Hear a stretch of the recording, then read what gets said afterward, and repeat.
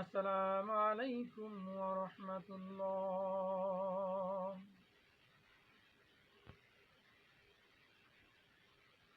সকলে কেমন আছেন? আশা করি আল্লাহ তাআলার অশেষ রহমতে খুবই ভালো আছেন।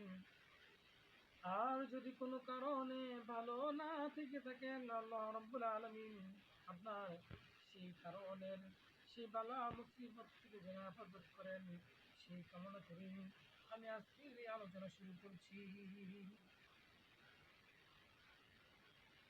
আজকের এই আলোচনায় থাকছে হজের কিছু বিধিবিধান নিয়ে। হজ আমরা হজ আমরা আদায় করব, কিন্তু হজের কিছু নিয়ম কানুন রয়েছে, বিধিবিধান রয়েছে, মাসালা রয়েছে। তার মধ্যে একটি কারণ হলো রাসূল করিম সাল্লাল্লাহু আলাইহি সাল্লাম বলেছেন, কি বলেছেন জানেন? যে মুসলমান আমার ইন্তেকালের পর, কে বলেছি? আমার নবী বলেছি, হজ করতে গিয়া এই জিনিসটা যদি আমরা আদায় না করি, তাহলে আল্লাহ রসুল সাল্লাল্লাহু আলাইহি সাল্লাম বলেন, কি বলেছেন জানেন? বিশ্বনবী মুহাম্মদুর রাসূলুল্লাহ সাল্লাল্লাহু আলাইহি সাল্লাম বলেছেন, আমি মৃত্যুবরণ করার পরে যে নাকি মক্কা এবং মদিনাতে আসলো, কিন্তু আমার কিন্তু আমার আমার জিয়ারত করবে না, সেজন্য আমার জীবদ্দশায় আমার সাথে সাক্ষাৎ করলো না। সেজন্য যারা হজ করতে যান, তাদের জন্য হজ করতে যাওয়ার আগে অথবা পরে অবশ্যই বিশ্বনবী মুহাম্মদ রাসূলুল্লাহ সাল্লাল্লাহু আলাইহি সাল্লামের রওজা শরীফ, রওজা মোবারক এবং এবং মসজিদে নববীতে জিয়ারত করতেন, এবং ওই জায়গায় 2-4 রাকাত নামাজ পড়ার জন্য বলেছেন। হয়তো সেটা অক্তি নামাজ হতে পারে, হয়তো সেটা শুকরিয়ার নামাজ হতে পারে, যে কোনো নামাজই হোক না কেন, সেটা অবশ্যই ওই জায়গায় আদায় করতে হবে। নতুবা রাসূল করিম সাল্লাল্লাহু আলাইহি সাল্লাম বলেছেন, সে আমার জীবদ্দশায় আমার সাথে কি করলো না? সাক্ষাৎ করলো। শুধু তাই নয়, বিশ্বনবী মুহাম্মদ রাসূলুল্লাহ সাল্লাল্লাহু আলাইহি সাল্লাম আরো একটি হাদিসের মধ্যে বলেছেন, যে হজ করলো অথচ আমার জিয়ারত করলো না, সে আমার সঙ্গে বড় অবাঞ্ছনীয় আচরণ করলো। মসজিদে নববী সম্পর্কে রাসূল করিম সাল্লাল্লাহু আলাইহি সাল্লাম বলেন, কোনো ব্যক্তি যদি যে ব্যক্তি আমার এই মসজিদে 1 রাকাত নামাজ আদায় করলো, তার আমল নামায় আল্লাহ রাব্বুল আলামিন 1 রাকাত নয়, 2 রাকাত নয়, 100 রাকাতও নয়, 1000 রাকাতও নয়, 50,000 রাকাত নামাজ পড়লে যেই নেক হয়, সেই নেক ওই বান্দা এবং বান্দীর আমল নামায় আল্লাহ রাব্বুল আলামিন দান করবেন। আসলে মসজিদের ভিতরে যদি সম্পূর্ণরূপে পর্দার ব্যবস্থা থাকে এবং আসা যাওয়ার প্রতি যদি সম্পূর্ণরূপে পর্দার ব্যবস্থা থাকে, তাহলে মা বোনদের জন্য মসজিদে যাওয়া নিষেধ যাওয়ার অনুমতি রয়েছে। বোখারি যাওয়ার অনুমতি রয়েছে। তবে কথা হলো, বর্তমান জামানায় পর্দা পর্দা পর্দা রেখে মসজিদে যাবে দূরের কথা, পর্দা নিয়ে তো পর্দার সেই ইমান নিয়ে ঘরে যেতে পারে না। আমার মা বোনরা কি করে থাকেন, বাড়ি থেকে যখন বাইর হয়, তখন ঠোঁটের মধ্যে এক ধরনের কালার ব্যবহার করেন, সেটা নাকি মানে 24 ঘন্টা পর্যন্ত থাকেন।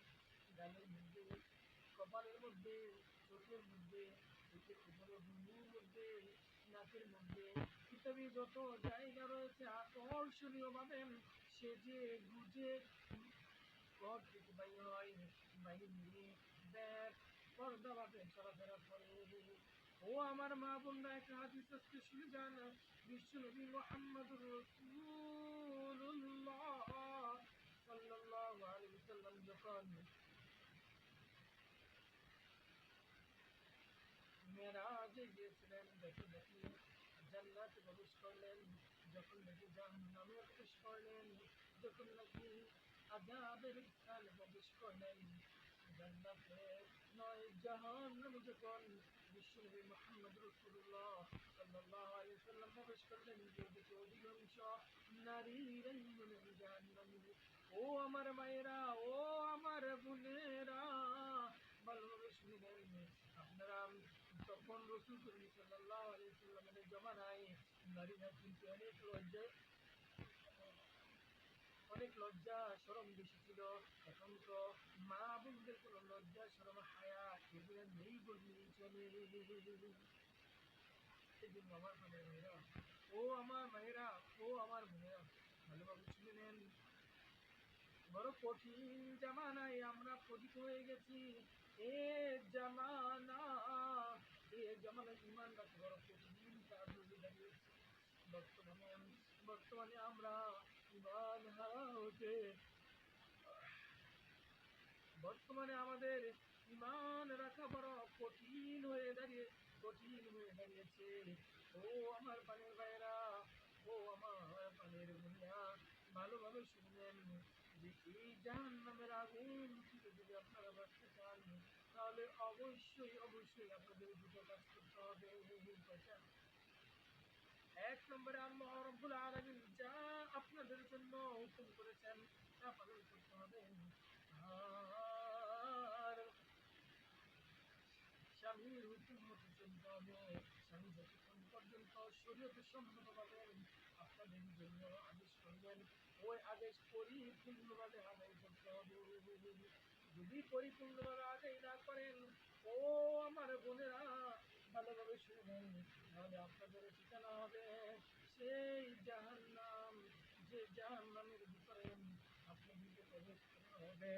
সেখানে কত রকমের আযাব যে আপনাদেরকে দেওয়া হবে। আজকের আলোচনা আমি এটা শেষ বলতে পারতেছি না, কারণ আলোচনা আজকে এই দিকে নয়, আলোচনা হলো আজকে হজের। তাই বলবো, ও আমার মা, ও আমার বোনেরা, আপনারা যদি জান্নাত পেতে চান, চিরস্থায়ী সুখের স্থানে দাখিল হতে চান, তাহলে অবশ্যই 5 ওয়াক্ত সালাত আদায় করুন, রোজা রাখুন, পর্দার ভিতরে থাকুন, স্বামীর হুকুম মতো চলুন, দুটো কাজ করুন। 1 নম্বরে আল্লাহর হুকুম যা করেছেন পর্দার ভিতরে থাকতে হবে। হ্যাঁ, ওই ফাতেমা রাদিয়াল্লাহু তাআলা আনহা মতো, ওই যে আয়েশা সিদ্দিকা রাদিয়াল্লাহু তাআলা আনহা মতো, এনাদের মতো আপনাদেরকে অবশ্যই থাকতে হবে। তাহলে আপনারা বুঝতে পারেন জান্নাত আপনাদের জন্য। যাই হোক, ও আমার পানের ভাইরা, ও আমার মায়েরা, আজকের আলোচনা হলো হজের বিষয় নিয়ে। এই জন্য মসজিদে নববীতে আমরা গিয়ে যখন মক্কা এবং মদিনাতে যখন হজ করতে যাবো, যাওয়ার পথে অবশ্যই মদিনায় যাইয়া, কোথায় যাইয়া? মদিনা হলো সৌদি আরবের জন্য সবচেয়ে শান্তির জায়গা, নীরব জায়গা, কোনো ঝামেলা নেই, কোলাহল নেই, অত্যন্ত শৃঙ্খলাময় শহর হলো মদিনা শহর। ও আমার ভাইরা, এই মদিনাতে রয়েছে বিশ্বনবী মুহাম্মদ রাসূলুল্লাহ সাল্লাল্লাহু আলাইহি ওয়াসাল্লামের রওজা মুবারক। আল্লাহ রাব্বুল আলামিন যেন আমাকে, আপনারা যারা আলোচনা শুনতেছেন আপনাদের সকলকে এবং আমাদের পরিবার বর্গের সকলকে যেন আল্লাহ রাব্বুল আলামিন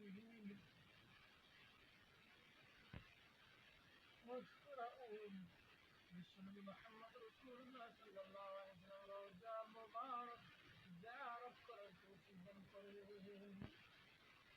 আজকে আর আলোচনা সামনের দিকে যাব না। আজকে আমরা দুটো জিনিস বুঝতে পারলাম, যখন আমরা হজ করতে যাব, সেটা হজের আগে হোক অথবা পরে হোক, যখন সময় পাবেন তখনই কিন্তু বিশ্বনবী মুহাম্মদ রাসূলুল্লাহ সাল্লাল্লাহু আলাইহি সাল্লামের রওজা মুবারক, আমাদের রওজা শরীফ আমাদেরকে যেতে হবে, রওজা আমাদেরকে জিয়ারত করতে হবে।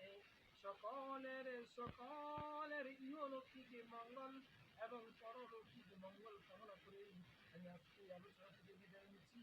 তবে বিদায় নেওয়ার আগে একটা বিশেষ অনুরোধ জানাচ্ছি, যদি আজকে আলোচনা থেকে সামান্য পরিমাণ উপকৃত হয়ে থাকেন, ও আমার ভাইরা, ও আমার বোনেরা, আমি দৈনন্দিন জীবনে মানুষের যা যা বিভিন্ন প্রয়োজন, আল্লাহ যদি আমাকে তৌফিক দান করেন, একে একে করে ক্রমান্বয়ে আলোচনা করে চলছি এবং মৃত্যু পর্যন্ত ইনশাআল্লাহ আলোচনা করে চলবো। সকলকে যেন আল্লাহ রাব্বুল আলামিন দুনিয়ার বুকেও শান্তি দান করেন এবং মৃত্যুর পরে চিরস্থায়ী সুখের স্থান দান করেন, এই কামনা রেখে, এই আশা রেখে আলাইকুম